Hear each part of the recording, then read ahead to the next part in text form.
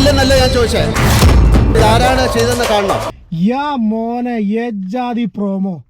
Serious ആയിട്ട് പറയാലോ, Malayalam big boss ഇത്ര കാലം കണ്ടതിൽ വെച്ചിട്ട് സീസൺ 5 കഴിഞ്ഞതിന് ശേഷം സീസൺ 6 ഏറ്റവും കൂടുതൽ കാണാൻ ഇൻട്രസ്റ്റ് ഉള്ള സംഭവമാണ് ലാലേട്ടൻ്റെ വരവ്. കാരണം വെച്ചാൽ നമ്മൾ എന്ത് രീതിയിലാണോ ബിഗ് ബോസ്, യഥാർത്ഥ ബിഗ് ബോസ് എന്നുള്ള റിയാലിറ്റി ഷോനെ ഇഷ്ടപ്പെടുന്ന ആൾക്കാർ ആഗ്രഹിക്കുന്ന ഫയറിലാണ് ലാലേട്ടൻ്റെ വരവ്. ഇന്നത്തെ ലാലേട്ടൻ്റെ ആറ്റിറ്റ്യൂഡ്, ഞാൻ ഇന്ന് ഈ പ്രോമോ വന്നതെന്ന് വെച്ചിട്ട് ചെറിയൊരു ക്ലിപ്പ് എടുത്തിട്ടുള്ള റീസൺ എന്താ അറിയോ, ആ ചെരിഞ്ഞ് നിൽക്കുന്ന ഒരു ആറ്റിറ്റ്യൂഡ് ഉണ്ടല്ലോ, ലാലേട്ടൻ കലക്കി മറിച്ചിട്ടുണ്ട്. സത്യം പ്രൊമോ കണ്ടേന്നാണ് പറയുന്നത്, ജാസ്മിനെ കൊടയുന്നത്. അതൊക്കെ ചിലപ്പോൾ ഒരു പക്ഷേ ക്ലിപ്പായിരിക്കാം, ഇതിൽ ആരെയാണ് ചീത്ത പറയുന്നത്, ആരെ കൊടയണമെന്നുള്ള കാര്യമൊന്നും മനസ്സിലാവുന്നില്ല.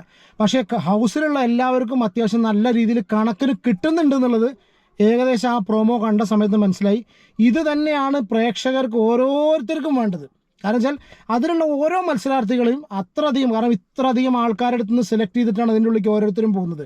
ഇപ്പോൾ ഇതിൽ ഞാൻ ജാസ്മിനെ, ഗബ്രി അങ്ങനത്തെ ടീമിനൊന്നും കുറ്റം പറയുന്നില്ല. കാരണം എന്താ വെച്ചാൽ അതൊക്കെ അവർ ഗെയിം കളിക്കുന്നുണ്ട്. കാരണം വെച്ചാൽ അത്യാവശ്യം പുറത്ത് സംസാര വിഷയവും കോൺട്രവേഴ്സിയും അവർ തന്നെ ലൈഫ് സ്പോയിലാക്കിയിട്ടുള്ള രീതിയിലുള്ള ഗെയിം അവർ കളിക്കുന്നുണ്ട്. അപ്പോൾ യാതൊരു വിധ പ്രശ്നം അതിലില്ല.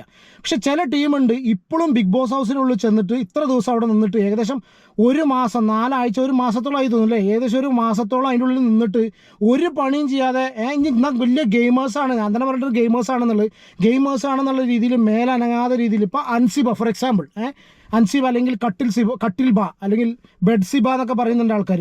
കാരണം വെച്ചാൽ അവിടെ ഏറ്റവും കൂടുതൽ ആൾക്കാരെ എല്ലാവരും മനസ്സിൽ നിന്ന് വിട്ടുപോകുന്ന ഒരു കോംബോ ആണ് അൻസിബയും കട്ടിലും തമ്മിലുള്ള കോംബോ. എനിക്കൊന്ന് ബിഗ് ബോസ് കണ്ടു വെച്ച ഏറ്റവും ബെസ്റ്റ് കോംബോ. കാരണം പണ്ടൊരു ബീൻ ബാഗ് കോംബോ ഉണ്ടായിരുന്നു ഒരു പണ്ടത്തെ ആൾ. അതുപോലെ കുറച്ച് ആൾക്കാർ ഒരു പരിപാടി ഇല്ലാണ്ട് നടക്കുന്നവരുണ്ട്.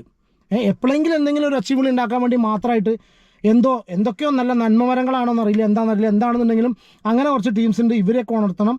പിന്നെ ഈ ആഴ്ച നടന്നിട്ടുള്ള ഓരോ കാര്യങ്ങളും എണ്ണി ചോദിക്കണം. അതായത് മൈക്കൂരി വെച്ചിട്ടുള്ള സംഭവമാണെന്നുണ്ടെങ്കിലും ഇപ്പോൾ പുറത്ത് നടന്നിട്ടുള്ള കാര്യങ്ങൾ, അതായത് ആ ഇവളുടെ ജാസ്മിനെ പിന്നെ ഉപ്പ വിളിച്ചു പൊരിച്ചു എന്ന് പറഞ്ഞിട്ടുള്ള ഡയലോഗ് ചോദിക്കണം. ഗ്യാസ് ഓൺ ചെയ്ത് ഇട്ട് വെച്ചിട്ടാണ് അവിടെ ഏറ്റവും കൂടുതൽ ആ ഒരു സംസാരം ഉണ്ടാവുന്നത്.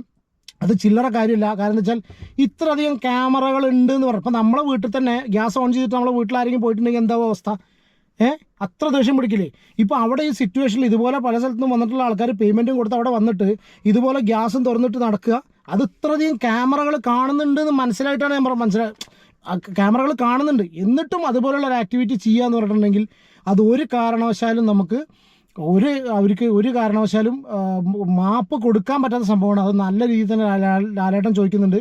അതിൽ ലാലേട്ടൻ്റെതായ തനത് ശൈലിയിൽ ഓരോ ബിഗ് ബോസിൻ്റെ പ്രേക്ഷകനും ഏത് രീതിയിലാണ് ലാലേട്ടൻ്റെ വായെന്ന് കേൾക്കാൻ ഉദ്ദേശിക്കുന്നത് ആ രീതിയിലുള്ള ഒരു കിടുക്കൻ പ്രൊമോ ആണ് കണ്ടിട്ടുള്ളത്. പക്ഷേ യഥാർത്ഥത്തിൽ എപ്പിസോഡ് കാണുമ്പോൾ എന്താ ഉണ്ടാവുക എന്നുള്ളത് അറിയില്ല കേട്ടോ.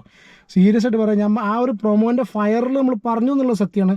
പക്ഷേ യഥാർത്ഥത്തിൽ ചിലപ്പോൾ അങ്ങനെ ചെരിഞ്ഞ് വന്നിട്ട് ചിലപ്പോൾ പറഞ്ഞിട്ട് പോകുന്നുള്ള അറിയില്ല.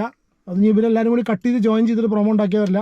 ഇതൊക്കെയാണ് എൻ്റെ ആഗ്രഹം. ഇതുപോലുള്ള ഒരു പ്രൊമോ കണ്ട സമയത്ത് ആ ഒരു ആവേശത്തിൽ വന്ന് പറഞ്ഞതാണ്. ഈ ഒരു രീതിയിൽ തന്നെ ആയിരിക്കണേ ഇന്നത്തെ എപ്പിസോഡ് എന്നുള്ള രീതിയിലുള്ള ഒരു ആഗ്രഹം മാത്രമേ ഉള്ളൂ. വേറെയും കുറേ കാര്യങ്ങൾ ചോദിക്കാൻ വെച്ചിട്ടുണ്ട്, അതൊക്കെ ഞാൻ മറന്നുപോയി.